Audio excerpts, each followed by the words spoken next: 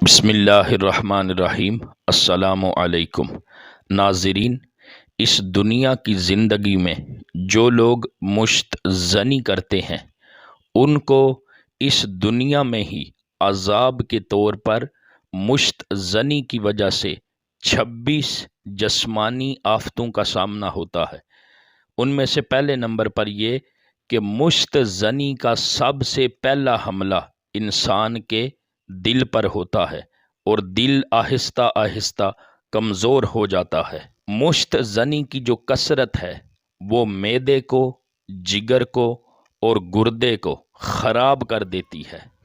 مشت زنی نظر کمزور کرتی ہے، کانوں میں شائیں شائیں کی آواز آنا شروع ہو جاتی ہے اور چڑچڑا پن پیدا ہو جاتا ہے۔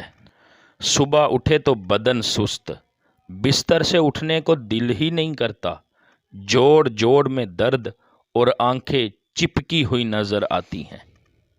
منی پتلی پڑ جانے کی صورت میں تھوڑی تھوڑی رطوبت بہتی رہنا، نالی میں رطوبت پڑی رہنا اور سڑنا، پھر اس سبب سے بعض اوقات زخم ہو جانا اور اس میں پیپ پڑ جانا۔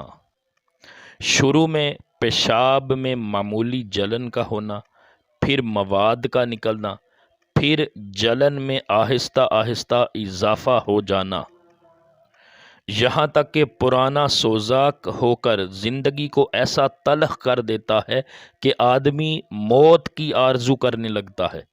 منی کا پتلی ہونے کے سبب بلا کسی خیال کے پیشاب سے پہلے یا بعد پیشاب میں مل کر نکل جانا، اسی کو جریان کہتے ہیں، اور جو جریان ہے یہ بہت ساری امراض کی جڑ ہے، یعنی جریان بہت زیادہ امراض کو پیدا کرتا ہے۔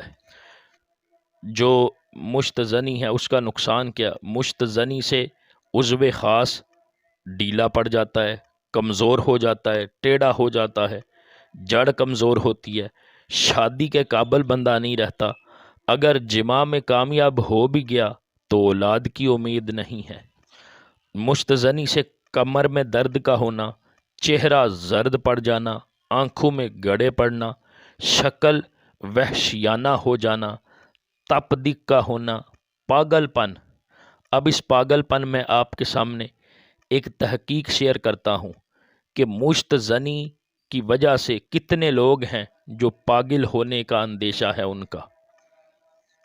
پاگل ہو جانے کا ایک سبب، ایک اطلاع کے مطابق جب 1000 تپدق کے 5 مریضوں کے اسباب پر غور کیا گیا تو یہ بات سامنے آئی کہ 1000 میں سے 414 مشت زنی کے سبب اور 1000 میں سے 186 لوگ کثرت جماع کے باعث پاگل ہوئے، اور بقیہ دیگر وجوہات کی بنا پر مبتلا تپدق ہوئے تھے۔ 124 پاگلوں کا امتحان کرنے پر معلوم ہوا کہ ان میں سے 24 اپنے ہاتھ سے منی خارج کرنے کی بنا پر پاگل ہوئے تھے۔ تو یہ کتنا بڑا گناہ ہے اور اس کی کس قدر سزا ہے۔ اللہ پاک ہمیں اس فعل بد سے بچنے کی توفیق عطا فرمائے اور نیکی کے کام کرنے کی توفیق عطا فرمائے۔